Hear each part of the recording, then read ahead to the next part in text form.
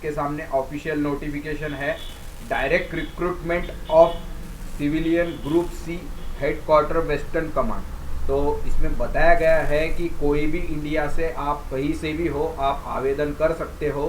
ये पोस्ट भले ही हरियाणा पंचकुला से निकला है, तो आप इंडिया से कहीं भी हो, कोई भी राज्य से हो, आप आवेदन कर सकते हो। और इसको आपको करना है 45 डेज़ के अंदर, मतलब आज से 45 डेज़ के अंदर आपका एप्लीकेशन पहुंच जाना चाहिए। जो भी सेल्फ अटेस्टेड जो कंपलसरी नेसेसरी डॉक्यूमेंट्स है उसको लगाकर, ये मैंने एम्प्लॉयमेंट से जो न्यूज़ आती है एम्प्लॉयमेंट न्यूज़ में, वहाँ से ये नोटिफिकेशन निकाला है और उनकी ऑफिशियल वेबसाइट से जाकर ये पीडीएफ डाउनलोड कर रखी है। तो ये सभी जीनियन इन्फॉर्मेशन है, कोई इसमें झूठ नहीं है। जो इन्फॉर्मेशन सबसे पहले आपको पहुंचाने की कोशिश मैं माई जॉब यूट्यूब चैनल के माध्यम से कर रहा हूं। तो फ्रेंड्स, देखते हैं कौन कौन सी वैकेंसी इसमें अवेलेबल है। तो सबसे पहले है वार्ड सहायिका। वार्ड सहायिकाओं के लिए अलग अलग जगहों पर अलग अलग पोस्ट निकली है। जैसे वार्ड सहायिका ये पठानकोट के लिए है, ये गुरदासपुर के लिए है। वार्ड सहायिका ये दिल्ली के लिए है, ये भी दिल्ली के लिए है। ये चंडी मंदिर के लिए है, ये अंबाला के लिए है, ये अमृतसर के लिए है। ऐसा अलग अलग जगहों पे अलग अलग वैकेंसी निकली है। इसमें नंबर ऑफ पोस्ट भी आप देख सकते हो, अलग अलग है। और ओपन के लिए वैकेंसी अलग अलग दे रखी है, एससी के लिए अलग अलग दे रखी है, एसटी के लिए अलग अलग दे रखी है, ओबीसी के लिए अलग अलग दे रखी है, ईडब्ल्यूएस के लिए अलग अलग दे रखी है। तो ऐसा अलग अलग वैकेंसी है। इसमें एज लिमिट की बात कर लेते हैं दोस्तों। तो एज लिमिट दे रखा है 18 वर्ष से 25 वर्ष तक। 18 वर्ष से 25 वर्ष तक दे रखी है एज लिमिट। और इसमें एज इसेंशियल है, आपका 10वीं पास होना चाहिए। सिर्फ 10वीं पास पर आप वार्ड सहायिका के लिए आवेदन कर सकते हो। वार्ड सहायिकाओं के लिए और दूसरा कोई आपका सर्टिफिकेट कोर्स नहीं चाहिए, सिर्फ 10वीं पास अगर आप हो तो आप आवेदन कर सकते हो। इसमें डिजायरेबल लिख रखा है। डिजायरेबल मतलब कंपलसरी नहीं है, बट उसको पहला प्राधान्य दिया जाएगा। एक्सपीरियंस आपका चाहिए। अगर आप डाई in family wing of civil hospital और 3 years experience in trade of डाई इन अ गवर्नमेंट डिपार्टमेंट, तो ये डिजायरेबल है। अगर आपके पास वो एक्सपीरियंस नहीं है फिर भी आप आवेदन कर सकते हो। ठीक है, आगे देख लेते हैं। दूसरी वैकेंसी है इसमें हेल्थ इंस्पेक्टर की। हेल्थ इंस्पेक्टर जो अलग अलग वैकेंसी निकली है हेल्थ इंस्पेक्टर के लिए अलग अलग जगह के लिए। तो ये देख लेते हैं। हेल्थ इंस्पेक्टर अलग अलग वैकेंसी है अलग अलग जगहों पे। पटियाला के लिए है, गुरदासपुर के लिए है, दिल्ली के लिए है, योल के लिए है, पठानकोट के लिए है, जम्मू के लिए है। ऐसा अलग अलग जगह के लिए अलग अलग वैकेंसी निकाली है।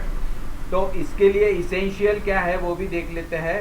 और इसमें वैकेंसी थोड़ी सी कम है as per to upon ward सहायिका की बात करेंगे तो इससे कम वैकेंसी हेल्थ इंस्पेक्टर की है। बट इसके लिए आपका सैनिटरी इंस्पेक्टर कोर्स जो आईटीआई के जैसा एक कोर्स होता है, या फिर आईटीआई में भी होगा मेरे हिसाब से सैनिटरी इंस्पेक्टर कोर्स, तो ये कंप्लीट होना चाहिए और 10वीं पास आपकी होनी चाहिए। इसमें 1 साल का एक्सपीरियंस मांगा गया है, बट डिजायरेबल है, कंपलसरी नहीं है, डिजायरेबल है। अगर आपके पास है तो आपको पहला प्राधान्य दिया जाएगा, ऐसा बताते हैं।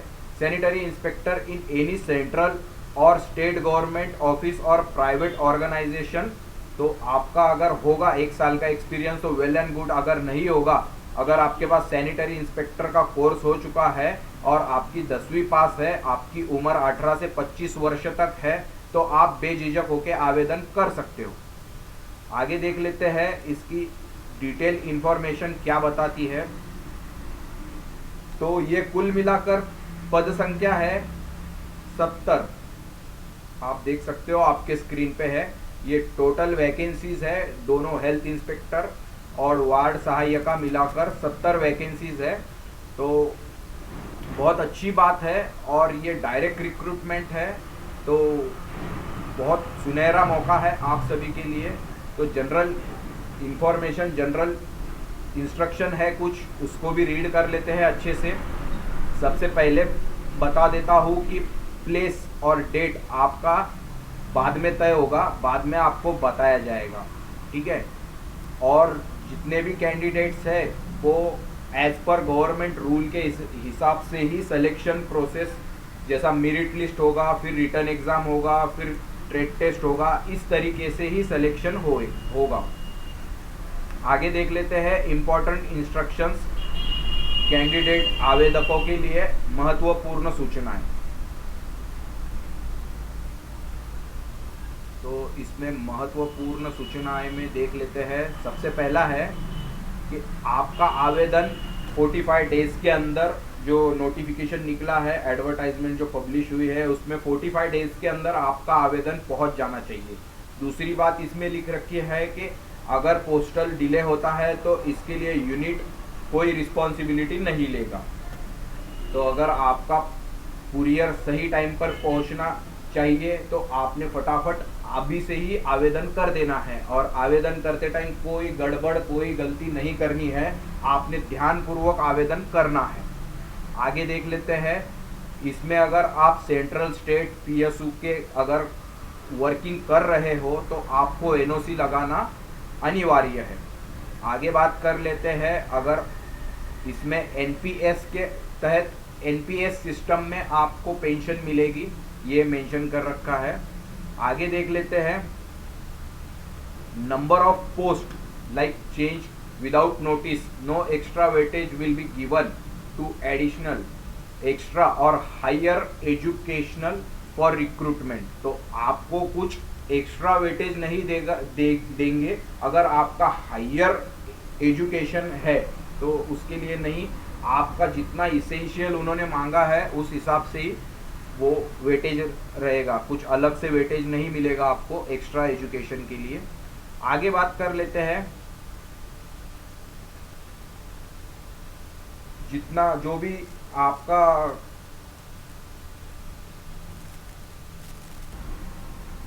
तो आपका post all over India service आपको करना पड़ेगा, कहीं भी इंडिविजुअली आपको सर्विस करना पड़ेगा, इंडिया में कहीं भी आपको ज्वाइनिंग दे सकते हैं। आगे बात कर लेते हैं, all India must be, all candidate must be enclose self address envelope and fee in the form of postal order of 100 in favour of command hospital चंदी मंदिर पंचकुला। तो इसका अर्थ ये है कि आपको एक सेल्फ एड्रेस लिखा, आपका पूरा पता लिखा हुआ एक एनवलप आपको साथ में भेजना है, और आपको पोस्टल ऑर्डर के तहत 100 रुपये आपको कमांड हॉस्पिटल WC चंदी मंदिर पंचकुला हरियाणा 134107 के नाम से बनाना है।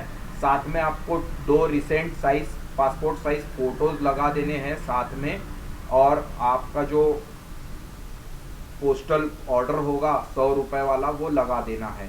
इसमें फी में एग्जम्पशन रहेगा, जो भी गवर्नमेंट रूल के हिसाब से रहता है। SC ST physically handicap candidates के लिए मेरे हिसाब से एग्जम्पशन होता है गवर्नमेंट रूल के हिसाब से, तो इन लोगों को फी में एग्जम्पशन होगा, और ये जो फीस आप दे रहे हो वो नॉन रिफंडेबल रहेगी। तो ठीक है, 100 रुपये कोई बड़ी फीस नहीं है, आप आवेदन कर सकते हो।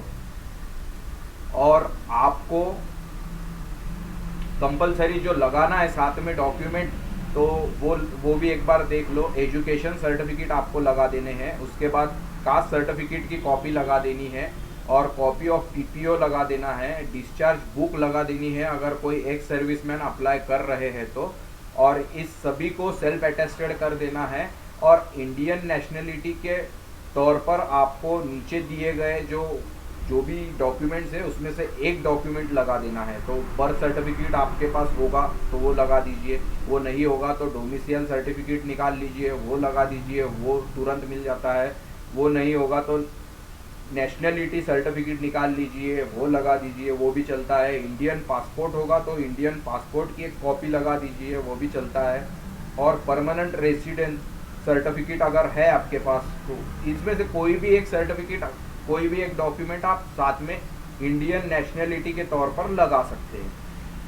आगे बात कर लेते हैं दोस्तों, आपको जो एप्लीकेशन आप करोगे तो इसमें आपको क्लियरली मेंशन करना है application for the post of dash dash dash dash जो जगह है, तो वहाँ पे आपको आपका पोस्ट का नाम लिखना है। तो ध्यान रखिए, और इसको कैपिटल लेटर में आपको लिखना है, कोई गड़बड़ नहीं करेगा। जो एक इन्वेलप आपको लेना है उसमें कैपिटल में लिखना है application for the post of, और जो भी आपकी पोस्ट होगी वो लिख देना है साथ में, और उसके अंदर एक इन्वेलप डालना है जिसमें आपको आपका एड्रेस लिखना है, पूरा एड्रेस जो आपका पता है, जैसे तालुका हो गया, डिस्ट्रिक्ट हो गया, आपका पिन कोड हो गया, वो सभी बराबर लिखना है, उसमें कोई गड़बड़ नहीं करना है। आगे देख लेते हैं, अगर आप अलग अलग पोस्ट के लिए आवेदन करते हो तो दोनों के लिए अलग अलग एप्लीकेशन आपको करना है, दोनों एक ही में नहीं कर देना है, ठीक है।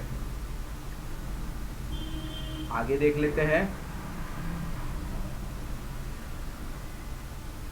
तो जो भी इनकम्प्लीट अनसाइन एप्लीकेशन होंगे without left right thumb impression और application not accompanied by self attested नहीं होंगे, सर्टिफिकेट लगे नहीं होंगे, अगर कुछ गड़बड़ आपने कर दी तो वो सीधा सीधा रिजेक्ट माना जाएगा और उसके लिए कोई रिस्पॉन्सिबल नहीं रहेगा। Application can be filled by candidate either in English और हिंदी, दो ही लैंग्वेज में आप एप्लीकेशन कर सकते हो, या तो इंग्लिश में करना एप्लीकेशन या फिर आपको हिंदी में आवेदन करना ज़रूरी है, ठीक है।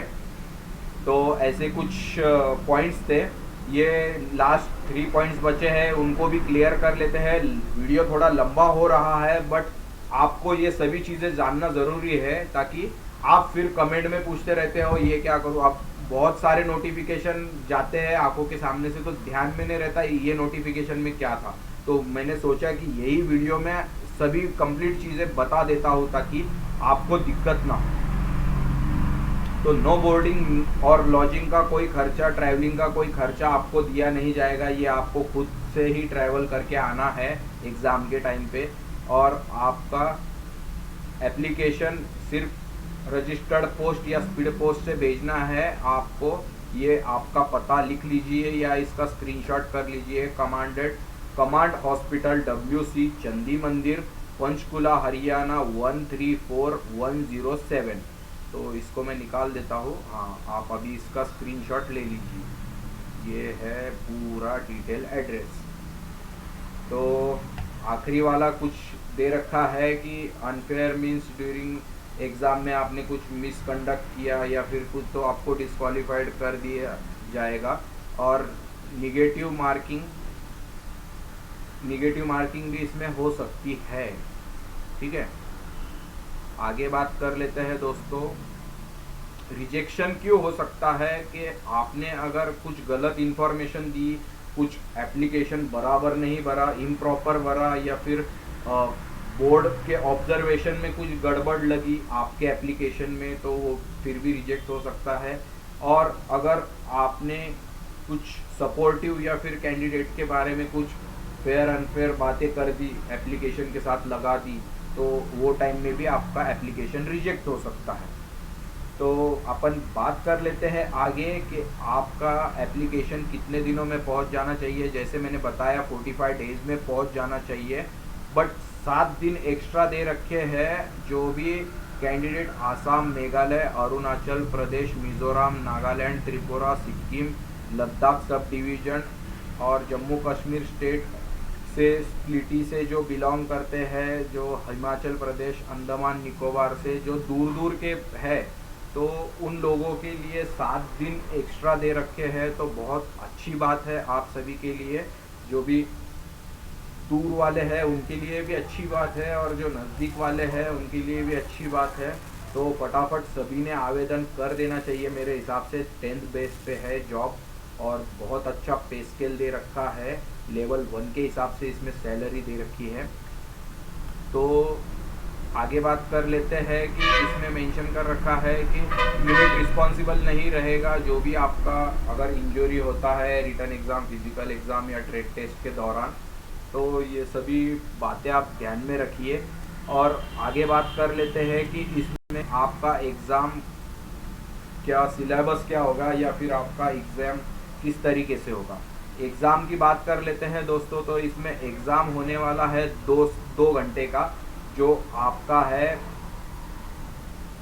200 मार्क का पेपर, 200 क्वेश्चन के लिए।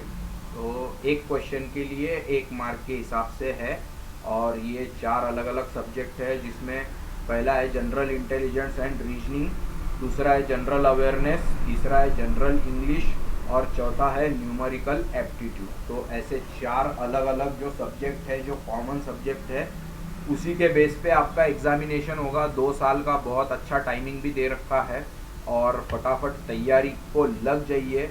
अभी से अगर आप तैयारी करोगे तो मे बी आसानी से क्रैक कर लोगे। आगे बात कर लेते हैं। इसमें मेंशन कर रखा है कि आपका जो एग्ज़ाम होगा वो हिंदी और इंग्लिश दोनों लैंग्वेज में होगा, और आपको 10th के बेस के हिसाब से, 10th के बेस के हिसाब से आपका एग्ज़ामिनेशन होने वाला है, वार्ड सहायक का, हेल्थ इंस्पेक्टर का। और निगेटिव मार्किंग इसमें हो सकती है, इसमें होगी मेरे हिसाब से। और एज रिलैक्सेशन की बात कर लेते हैं, तो यहाँ पे एज रिलैक्सेशन भी दे रखा है। एज रिलैक्सेशन ओबीसी 3 साल के लिए, SC ST 5 साल के लिए, फिजिकल हैंडीकैप 10 साल के लिए, ऐसा गवर्नमेंट रूल के हिसाब से रिलैक्सेशन दी है। तो फ्रेंड्स, बहुत बढ़िया नोटिफिकेशन है, बहुत अच्छा और बहुत सुनहरा मौका है।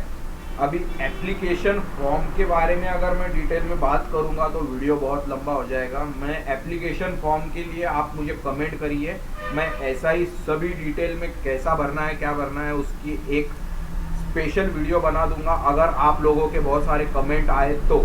अगर नहीं आते हैं तो आप डिस्क्रिप्शन बॉक्स में लगा रखा है मैंने, आप आपके हिसाब से प्रिंट करिए और एप्लीकेशन भर दीजिए और सबमिट कर दीजिए।